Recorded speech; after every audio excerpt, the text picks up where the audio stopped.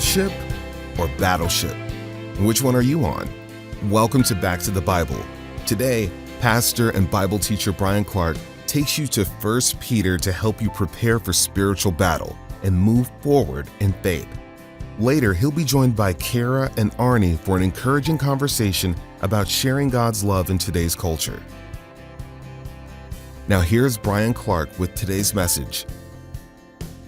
Many years ago, I used this illustration, so it may sound familiar to some of you. But imagine walking down to the harbor and seeing two ships. One is a cruise ship, one is a battleship. Now try to imagine the attitudes, the emotions, the expectations of people boarding the cruise ship, and then imagine the attitudes and emotions and expectations of people boarding the battleship. They're going to be dramatically different. Now imagine someone thinks he's boarding a cruise ship, but actually boards the battleship. With all of the attitudes and emotions and expectations of a cruise ship, now on a battleship. So first of all, he goes and finds his room, thinks this isn't what it looked like in the brochure. He's trying to find the pool, the hot tub, the buffet. None of this is really making sense. Then it really gets confusing when someone starts shooting at them. Sadly, far too many Christians have experienced something similar. When someone heard the gospel, the way it was explained, it sounded like this is an invitation to the Love Boat. This is going to be life on the cruise ship filled with health, wealth, and prosperity. But over time, that obviously isn't true. It feels more like a battleship than a cruise ship. People become confused. They become discouraged. They're hurt. And sadly, some of them just walk away, feeling like they've been deceived. The New Testament couldn't be more clear. This is a spiritual battle. Jesus was very clear. This is not life on the Love Boat. This is actually a spiritual battle. As a matter of fact, of all the metaphors used to describe the Christian life in the New Testament, by far the majority are military metaphors. Peter tells us as Christians we should arm ourselves for battle. What does he mean by that? That's what we want to talk about today. If you have a Bible, turn to 1 Peter chapter 4. We've been working our way through 1 Peter. We find ourselves in chapter 4. Peter reminded us that even if we suffer for the sake of righteousness, we are blessed because we have experienced the salvation that is ours through the death, burial, and resurrection of Jesus, so that no matter what happens in this world, our future is full of hope. Our future is more wondrous than we can begin to imagine. Even in the most difficult moments of life, we remember we are indeed a blessed people. Which then gives way to the therefore in chapter 4, verse 1. Therefore, in light of this truth, since Christ has suffered in the flesh, arm yourselves also with the same purpose, because he who has suffered in the flesh has ceased from sin, so as to live the rest of the time in the flesh, no longer for the lusts of men, but for the will of God. Since Christ has suffered in the flesh. That's the review of the previous chapter. That at a point in time, God became man. He became flesh and blood. And as the God-man on earth, he was reviled, he was abused, he was rejected, and ultimately crucified. So he says, because that's true, since Christ suffered in the flesh, arm yourselves with the same purpose. The idea of arm yourselves is a military metaphor. It means to strap on the weapon, but in the sense of it is go time. It would not be like someone who has a concealed carry and carries a weapon because someday, possibly, maybe you might use it. The term is not that. The term is a soldier, strap it on, it's go time, you are going into battle. That's kind of the idea. Arm yourselves for the same purpose, meaning if you are identifying yourself as a Christ follower, and if you're going to seek to be faithful to the mission of Christ, they rejected him, they're going to reject you. They abused him, they're going to abuse you. You got to get your game face on. You got to arm yourselves. You got to realize this is a battle. So that's the idea there. When he says, he who has suffered in the flesh has ceased from sin. Peter consistently uses this idea of suffering in the flesh in reference to the crucifixion of Christ. So he's talking about those of us that are Christians have identified with the death, burial, and resurrection of Christ. It's very consistent with the language of Paul in Romans chapter 6, that when I identify with the death of Christ, I'm identifying with the fact that he died my death for sin. Therefore, I have ceased from sin. Now, the verb tenses here matter. The text is not saying, as of that moment, I will never sin again. I wish that was true, but that's not true, and that's not what it's saying. It's a past tense, has ceased. It's in the Greek a perfect tense verb, which means it's something that happened in the past at a moment in time, but the effects of that are ongoing today. So the moment I trusted Christ as Savior, I identified with the fact that he died my death. Therefore, I died to the condemnation of sin. I died to the punishment of sin. I died to the bondage of sin. I no longer have to live under the bondage and power of sin. I have been set free.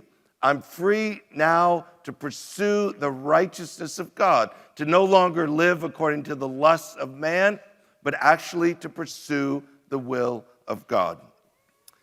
Verse 3, for the time already past is sufficient for you to have carried out the desire of the Gentiles. Gentiles meaning the pagans, the unbelievers, having pursued a course of sensuality, lusts, drunkenness, carousing, drinking parties, and abominable idolatries. The language in Peter is really interesting here. He is basically saying, you've already wasted enough of your life pursuing things that ultimately don't matter, things that ultimately won't make you happy.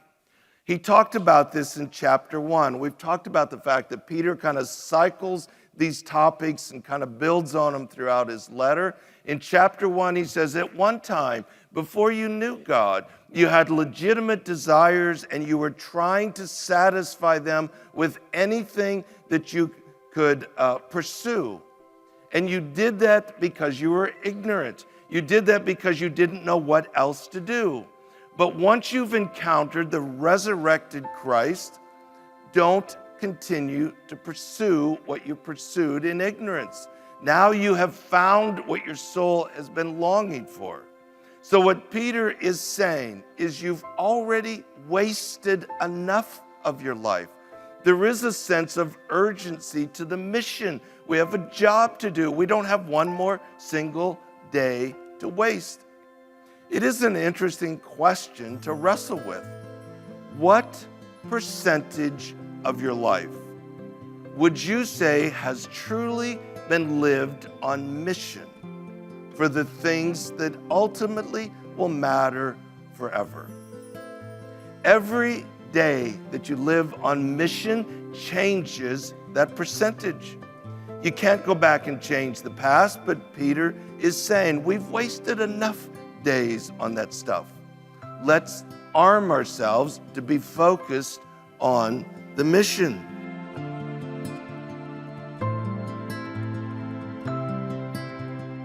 You're listening to Back to the Bible. If you'd like to listen again, visit backtothebible.org. That's backtothebible.org. Our message continues now in 1 Peter chapter 4, verse 4. Here's Bryan Clark. Verse 4, in all this, they are surprised that you do not run with them into the same excesses of dissipation, and they malign you. Excesses of dissipation just means wasted living.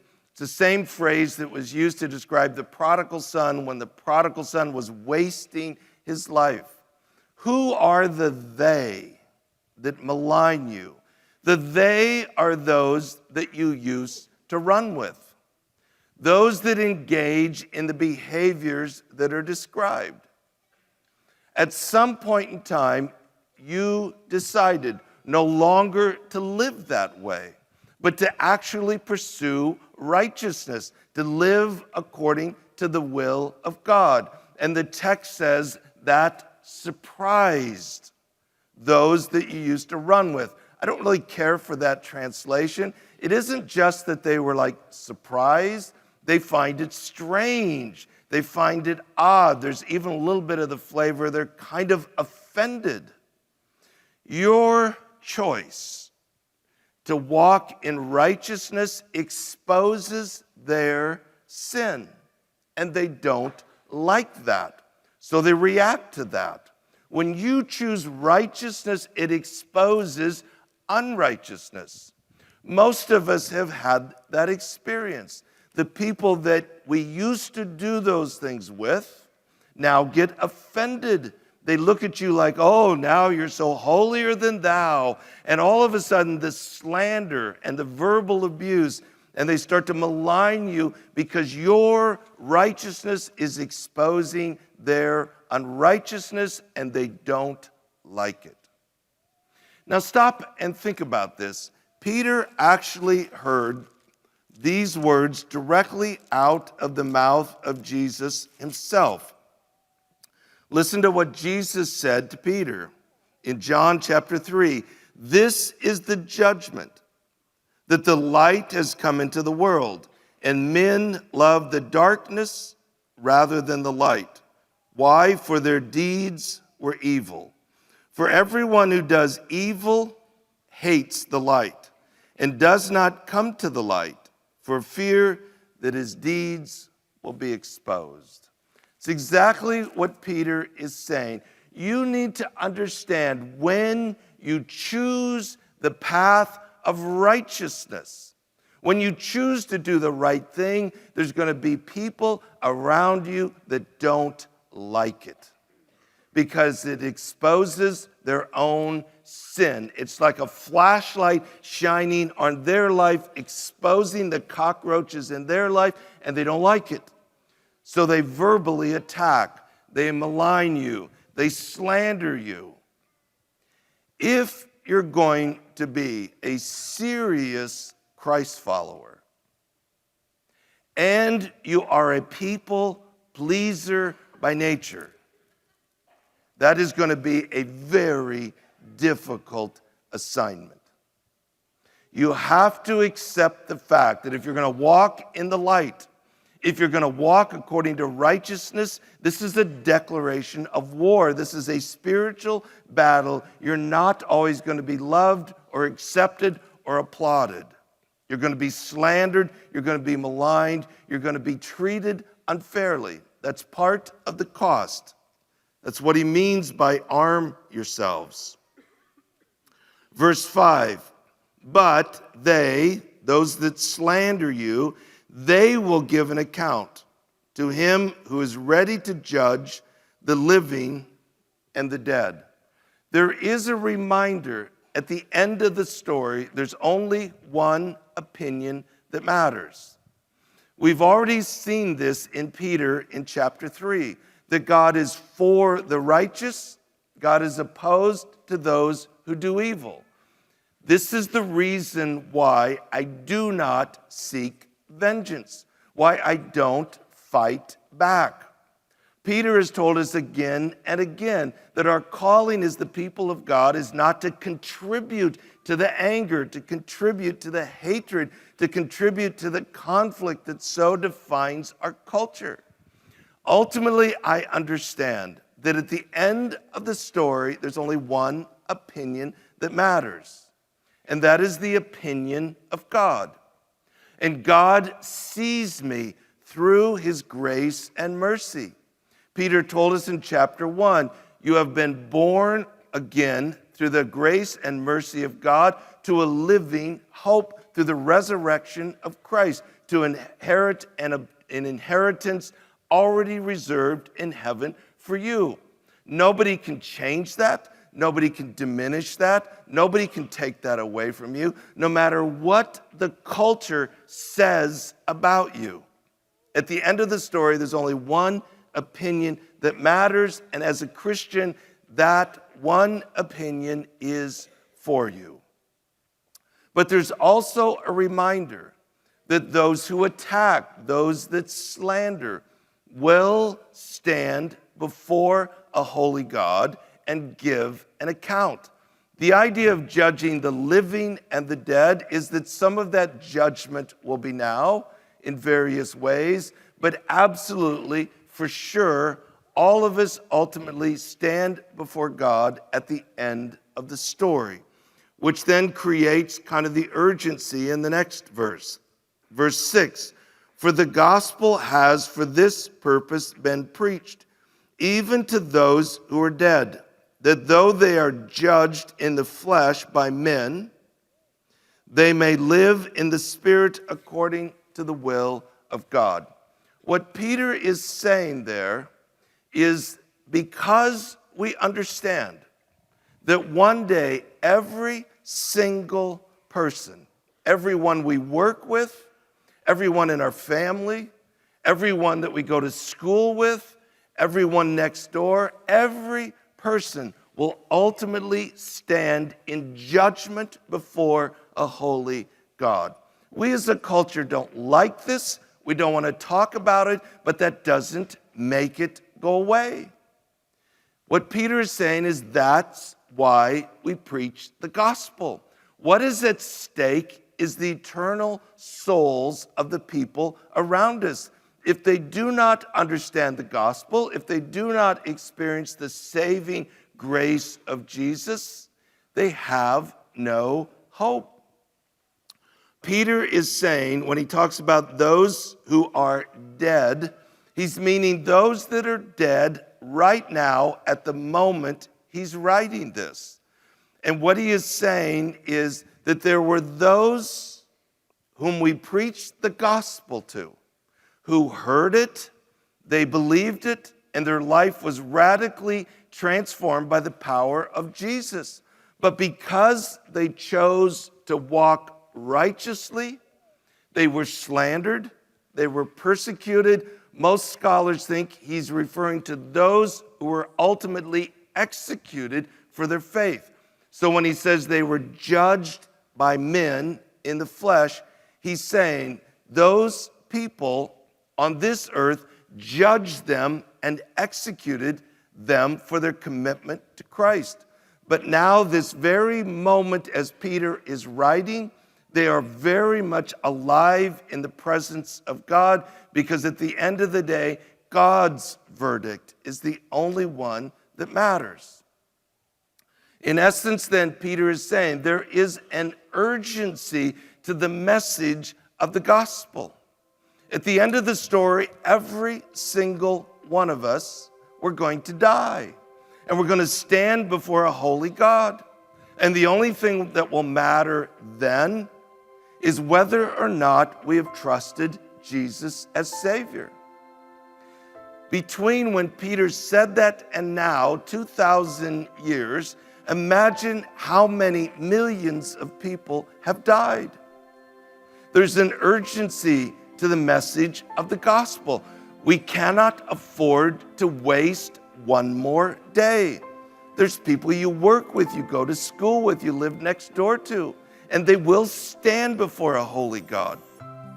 And we have the responsibility of stewarding the message of the gospel, that they might experience God's salvation. Now Bryan Clark joins us in the studio with author Kara Whitney and Back to the Bible CEO Arnie Cole. Bryan, thank you for reminding us that our time here is short. Our mission here is dire, too. People's souls are at stake. Yeah, there's definitely a sense of urgency in Peter's message, and we need to be getting with it. I think traditionally we think of sharing the gospel as being sort of this one-time presentation. But stewarding the gospel, as you encourage us to do, gives us a different perspective on that. And that sounds like it's a way of life. Yeah, so it's unfortunate that we think of the gospel as 1, 2, 3, and here's your ticket to heaven. But it penetrates every area of life, of how I think, how I act, what I do. You know, honestly, a presentation is clean, it's tidy, it takes 10 minutes. I wipe my hands of it and move on. But if we're really going to live out this message, it's messy, it takes time, it takes energy, it's frustrating. Paul talks about in Philippians 1 to conduct ourselves in a manner worthy of the gospel. It's like if this is true, then we need to live like it, and that would be true of every area of life. Bryan, we should expect that a few people would admire the way of our life, but it's absolutely going to irritate others. Really, even that in itself can be used by God if it gets them to think beyond this life. Yeah, so I think we need to be sensitive in the moment, what to do, what to say. I always want to make sure the offense is the message of the gospel and not the messenger. So every circumstance is a little bit different. But like as a preacher, I would rather someone responds in some way, even if they're upset. That's better than nothing happening. If they're unmoved, they walk away unchanged, then nothing happened. If people are stirred in some way, it usually means God's doing something, and you have to trust God with the rest. You're listening to Back to the Bible. If you'd like to listen again, visit backtothebible.org. That's backtothebible.org.